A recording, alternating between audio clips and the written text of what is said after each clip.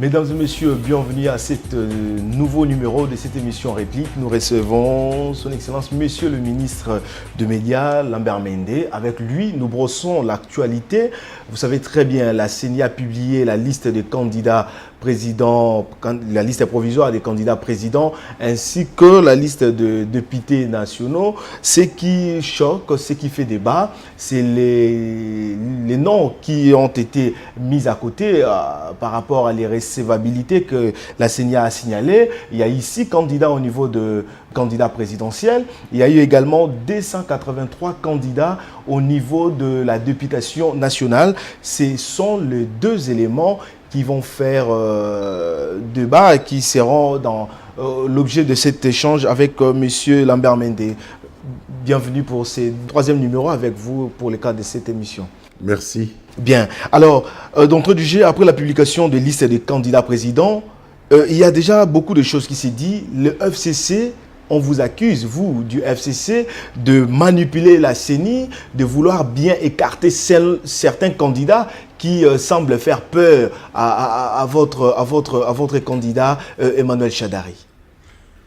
Moi, je sais que nous avons une centrale électorale au sein du Front commun pour le Congo, mais je ne pense pas que c'est le travail de cette centrale dont il s'agit ici.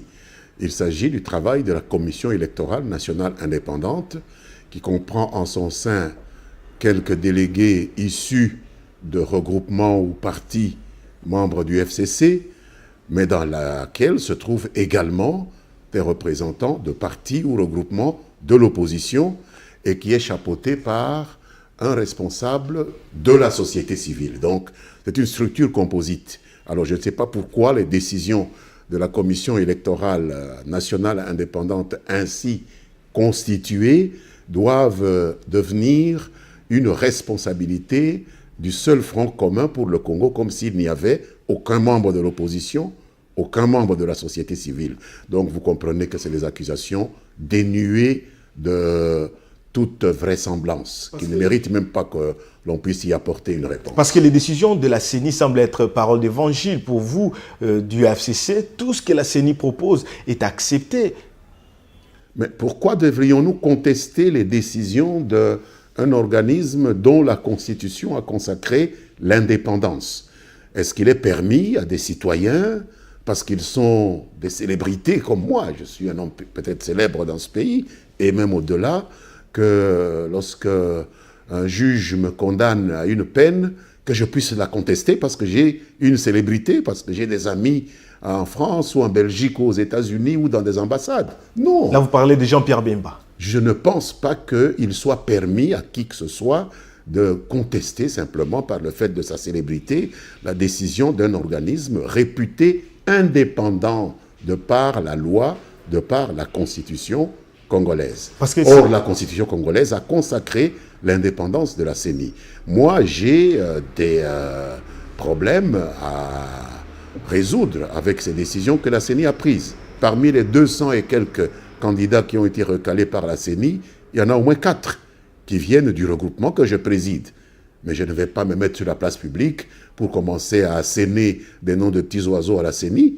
J'ai pris mon bic et j'ai adressé une lettre à la Cour constitutionnelle, puisque c'est ça le texte de la loi, parce que je dois respecter les institutions de mon pays. On ne peut quand même pas reprocher au Front commun pour le Congo de respecter les institutions du pays.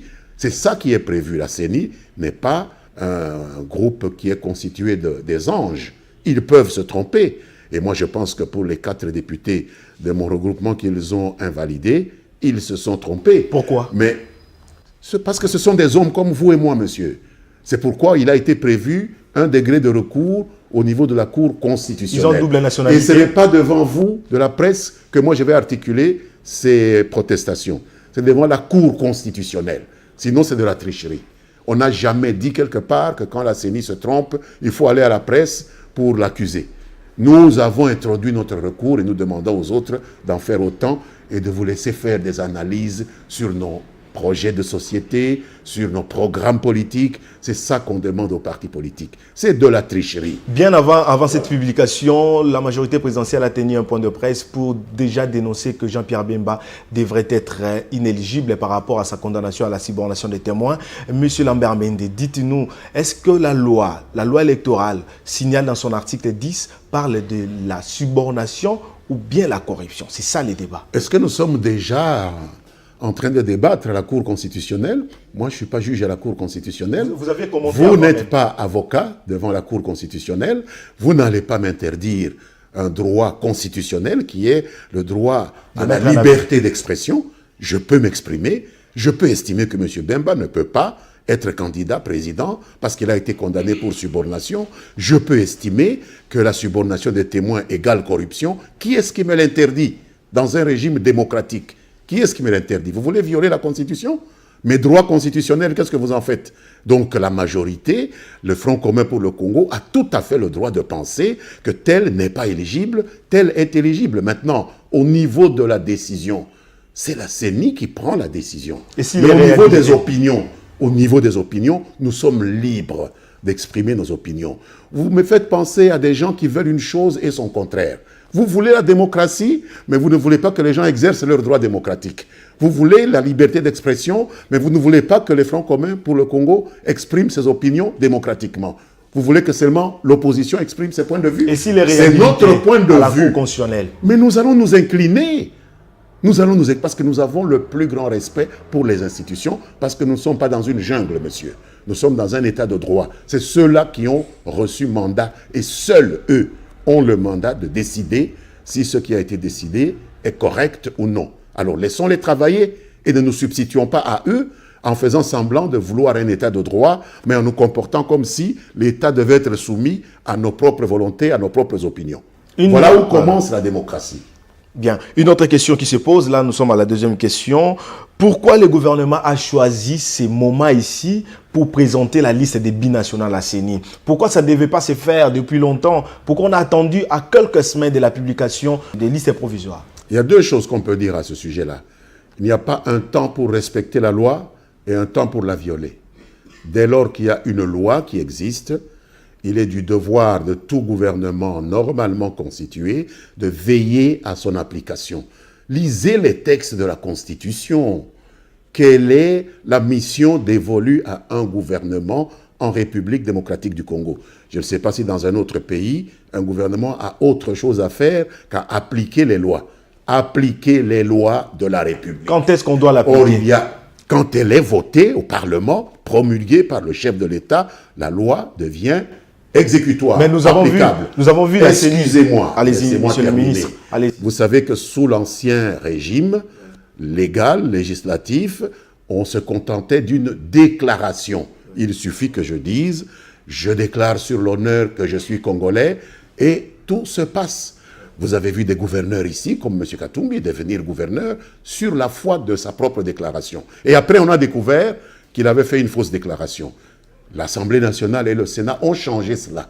Les institutions législatives ont révisé la loi et exigé que maintenant, la Commission électorale nationale indépendante, les cours d'appel et la Cour constitutionnelle vérifient et ne se contentent plus des simples déclarations des privés que nous sommes. Alors que le ministre de la Justice, qui a à sa charge les questions de nationalité congolaise, prenne son bic pour rappeler aux parquets sur lesquels il a un droit d'injonction, pour leur dire que dans les réquisitions que vous ferez devant les cours d'appel ou devant la Cour constitutionnelle, ne perdez pas de vue qu'il y a une disposition qui vient d'être prise par le législateur, qui a été promulguée comme il se doit par le chef de l'État, qui exclut de la candidature tous les citoyens qui ne sont pas détenteurs de la nationalité congolaise. Où est le problème? Que moi je prenne mon bic et que je rappelle à la CENI ou à n'importe quelle structure, à la RTNC par exemple, et que je copie la CENI, puisqu'en fait le ministre de la Justice a écrit au parquet avec copie à la CENI. Moi je peux, comme ministre de la Communication et des Médias, écrire aussi à la RTNC pour dire, messieurs, vous n'avez pas le droit de recevoir des candidats pour faire une campagne avant novembre, comme prévu par la loi électorale. Est-ce que ça fait de moi quelqu'un qui a violé la loi? Non, j'applique simplement la loi. C'est le rôle que la Constitution me donne et je suis payé pour cela. Donc alors, je ne vois pas pourquoi on fait grief au ministre de la Justice d'avoir essayé d'appliquer la loi, puisque c'est pour cela qu'il est payé. Donc vous voulez il a le été faire nommé appliquer ministre de la Justice parce que il faut appliquer les lois, notamment en ce qui concerne la nationalité. Et cette révision est intervenue il n'y a pas longtemps.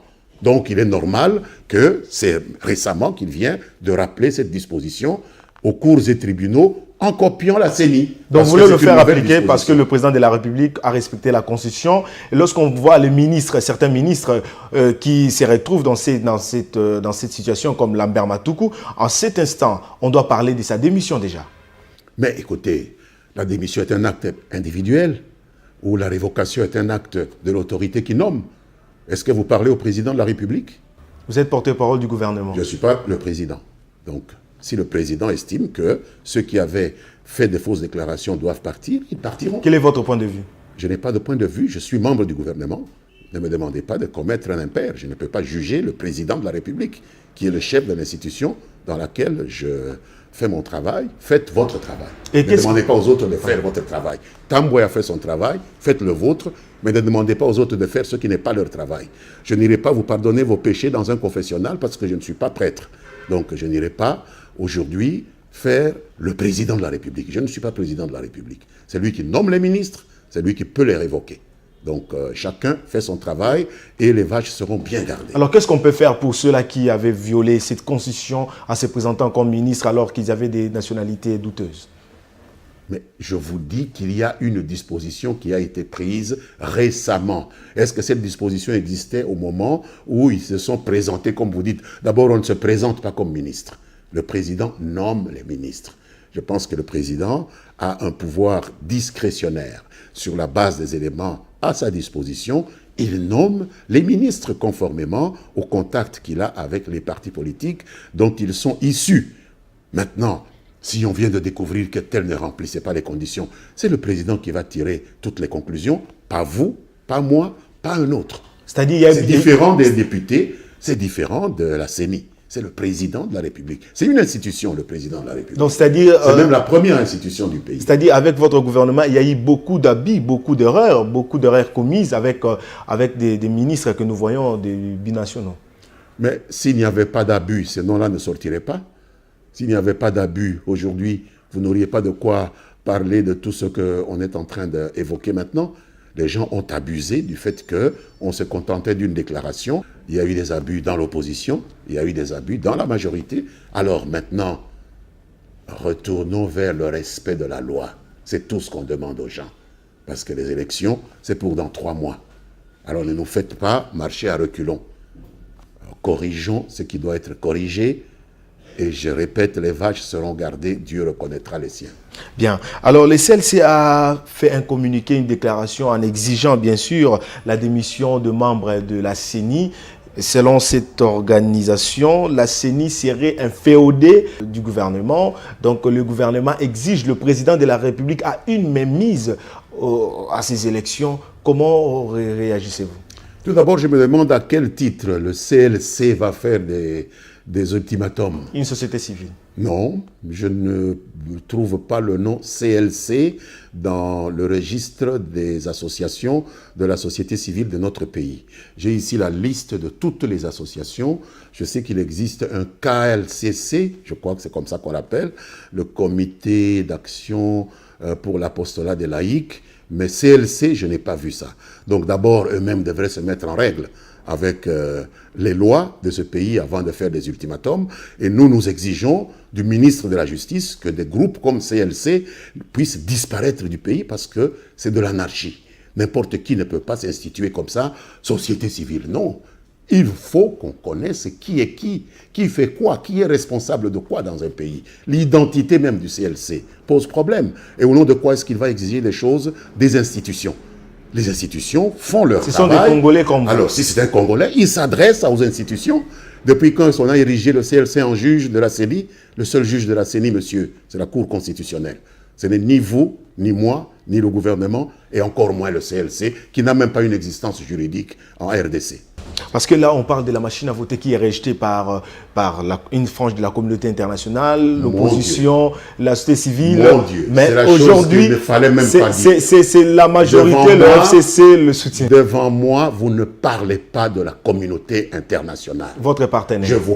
Je vous rappelle que nous sommes un pays indépendant. C'est ça. Je vous rappelle que la communauté internationale n'a rien à voir. Mais c'est un partenaire. Moi, je peux venir vous dire de chasser votre femme parce que je ne l'aime pas. Dites-moi, les élections sont une affaire de politique interne. Aujourd'hui, les États-Unis ont renvoyé 358 citoyens russes parce que des Russes ont interféré dans le processus électoral américain. Et vous trouvez normal, vous, un intellectuel congolais, que la communauté internationale, comme vous l'appelez, vienne interférer dans nos élections? Et vous trouvez cela normal? Vous banalisez cela? C'est un mépris pour votre race. C'est un mépris pour votre pays. Monsieur le ministre, je vous demande d'être un peu intellectuel. C'est vous le gouvernement qui a amené ses partenaires. Nous refusons cela, pas pour les élections. C'est pourquoi nous avons dit nous finançons les élections seuls. Ils sont nos partenaires pour autre chose. Qu'est-ce que vous cachez là derrière? Vous croyez que les Russes ne coopèrent pas avec les Américains pour la gestion de la stratosphère? Ils n'envoient pas ensemble des scientifiques sur la Lune ou autour de Mars. Ils font ensemble des programmes spatiaux. Mais s'agissant d'élections, les Américains disent ça, c'est une affaire domestique. Les Russes, vous n'avez pas le droit d'interférer. Et donc, nous disons oui, vous êtes nos partenaires pour tous les domaines possibles, mais pas pour les domaines de souveraineté. Pourquoi? Jamais on n'accepte cela, aucun pays au monde. Pourquoi en 2006 ce n'était pas le cas? En 2006. Parce que nous étions agressés. Est-ce que je dois vous faire une leçon d'histoire? C'était pas parce nous que... étions agressés par ces gens-là. Nous avions le couteau au cou. C'est pas parce que vous étiez soutenu par la communauté internationale. Parce que nous étions agressés, monsieur. Je vous dis agressés, pas soutenus. Agressés. Est-ce que vous ignorez que nous sortons d'une guerre? 5 millions de morts, ça ne vous dit rien? Vous n'avez même pas la pitié de vos compatriotes qui ont été tués. Par qui ils ont été tués? C'est vous qui les avez tués? C'est cette communauté internationale-là qui prétend être la communauté internationale, mais qui ne l'est pas. En réalité, ce sont nos anciens colonisateurs qui veulent revenir. Pourquoi vous voulez les aider? Pour vous, il faut rompre à cette relation. Il n'y a pas de rupture, mais il y a des domaines dans lesquels ils n'ont rien à voir. Et les élections sont le domaine de prédilection où ils n'ont rien à voir. Parce que nous n'irons jamais leur dicter leurs dirigeants. Ils n'ont rien à voir avec nos élections. Et c'est une erreur fondamentale que nous avons toujours commise. Et quand vous découvrez que vous avez commis une erreur et que vous dites que vous devez en sortir, il n'est pas permis que l'un d'entre vous vienne vous dire qu'il faut rester dans l'erreur. Permettre à des étrangers de contrôler vos élections, c'est vous soumettre au diktat des étrangers dans un secteur de souveraineté. Jamais n'accepter cela.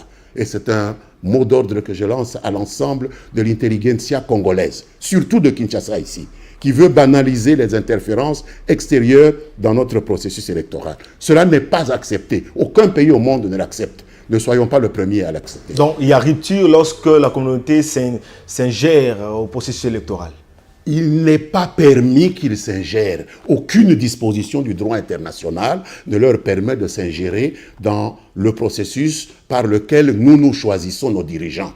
Sinon, ce n'est pas la peine d'être venu ici, un 30 juin 1960, dire que la RDC est indépendante. L'indépendance, ça a un contenu. Or, cette ingérence-là vide de toute sa substance l'indépendance. Ou nous sommes indépendants, ou nous sommes colonisés. Et si nous sommes colonisés, alors il n'y a pas eu le 30 juin 1960. Réfléchissez un peu, vous êtes un intellectuel. Ou nous sommes indépendants, ou nous sommes colonisés. Alors, l'ingérence dans le choix des dirigeants, c'est ça la colonisation. Pourquoi vous l'acceptez? Et vous vous dites intellectuel. Est-ce que vous comprenez même le sens du mot indépendance? Lorsqu'on vous dit trouver consensus pour l'utilisation de la machine à voter. Oh, c'est qui doit dire ça? C'est le peuple congolais qui doit le dire. Nous sommes au service du peuple congolais. Et ce que le peuple congolais veut est inscrit dans la Constitution, monsieur. Il n'y a pas un autre endroit. Le peuple congolais s'est exprimé en adoptant la Constitution en 2006. Il n'y a rien au-dessus. Mais vous n'avez pas posé la question à ces peuples si, si vous devez utiliser la machine à voter. Vous n'avez pas posé la question au peuple s'il faudrait utiliser la machine à voter. Non, ça c'est des techniques. Est-ce qu'on a posé la question pour voir s'il faut un bic? Mais une technique qui fâche, monsieur le ministre. Mais qu'est-ce qui fâche? Vous utilisez un bic Est-ce que c'est mis dans la Constitution qu'il faut utiliser un bic pour écrire? C'est différent de la Il faut machine un à papier voter. blanc? Une machine qui résonne. Une machine pour imprimer? Une La machine résonne en quoi? Une imprimante. Imprimer quelque chose? Une imprimante Vous qui, croyez que une dans les imprimante, élections de 2006, on n'a pas imprimé? une imprimante qui a des données à l'intérieur. Et alors, c'est pour imprimer, parce que le vote qui compte, c'est le vote qui est manuel. Mais l'imprimante, c'est pour que les signaux, les votes qui sont repris dans le décompte manuel puissent être comparés à ceux qui vont nous permettre de proclamer aussi rapidement que possible les votes et d'éviter que nous ayons des bulletins de vote plus gros même que les urnes que nous utilisons.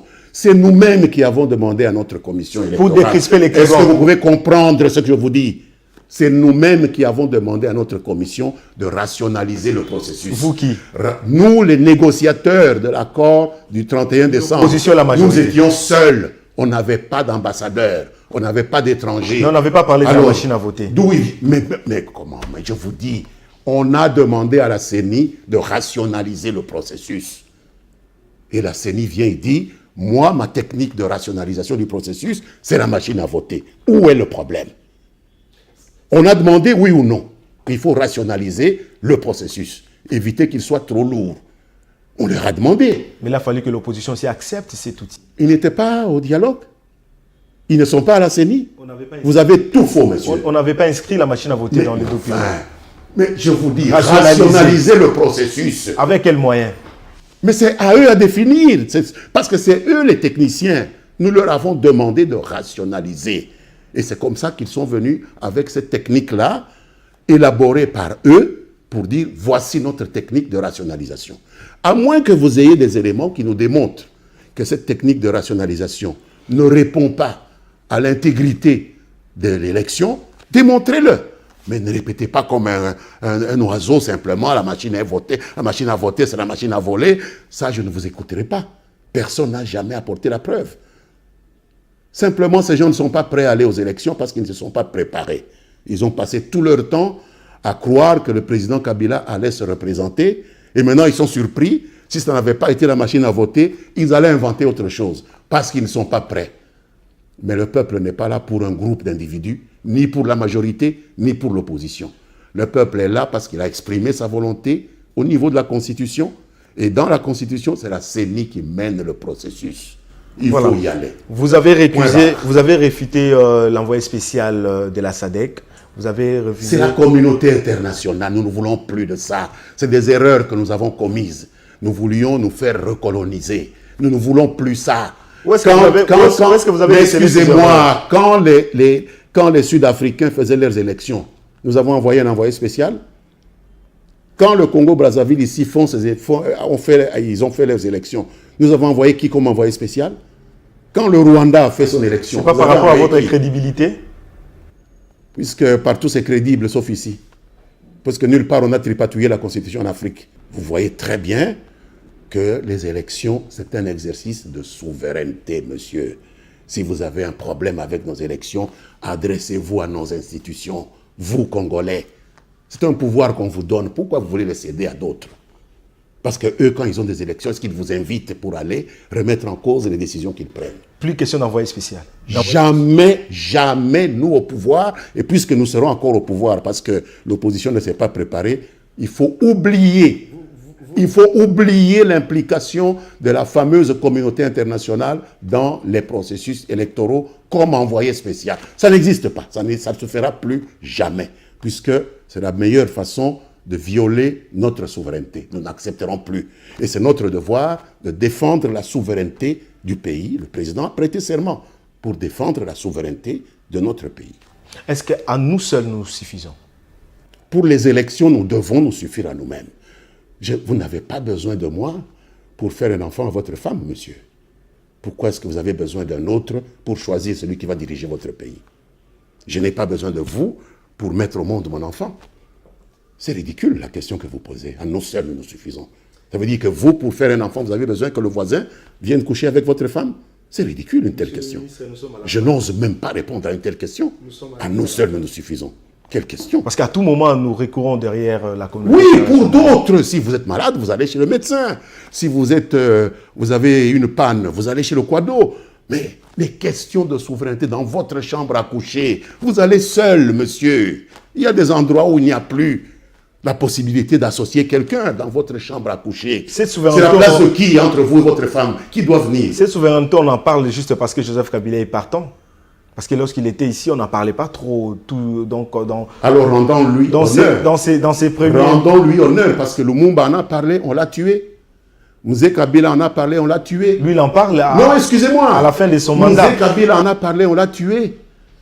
Mais lui, Et lui aussi, on peut le tuer, mais il a pris le risque. Mais il est déjà Alors, fait, respect. ouais. Respect, s'il vous plaît. Il ne faut pas parler de cet homme à n'importe quel ton. Vous êtes incapable de faire ce qu'il fait. Vous êtes couché derrière les gens qui vous écrasent.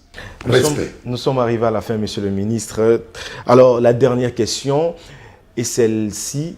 Est-ce que le gouvernement a tous les moyens techniques et financiers pour organiser ces élections par rapport à la demande de la CENI? Parce que vous avez même refusé de recevoir les dons, les moyens techniques de la MONUSCO. Est-ce que vous pensez qu'à nous seuls, nous pouvons bien recouvrir toute l'étendue de la République? Et vous avez l'impression que tel n'est pas le cas? Vous avez une information que je n'ai pas?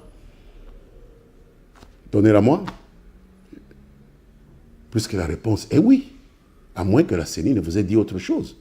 Parce que ni vous ni moi ne sommes chargés d'organiser les élections. Ceux qui sont chargés d'organiser les élections, jusqu'à présent, reçoivent tout ce qu'ils ont demandé pour organiser les élections. Mais les gens viennent, au lieu de nous aider là où nous avons besoin, ils veulent venir seulement dans notre chambre à coucher. C'est-à-dire là où nous choisissons ceux qui doivent nous diriger. Ils veulent nous recoloniser. Est-ce que vous ne comprenez pas?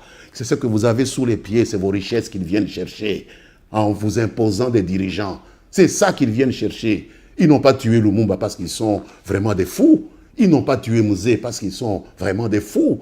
C'est parce que Lumumba voulait vous donner le contrôle de vos richesses. C'est parce que Mzee voulait vous donner le contrôle de vos richesses.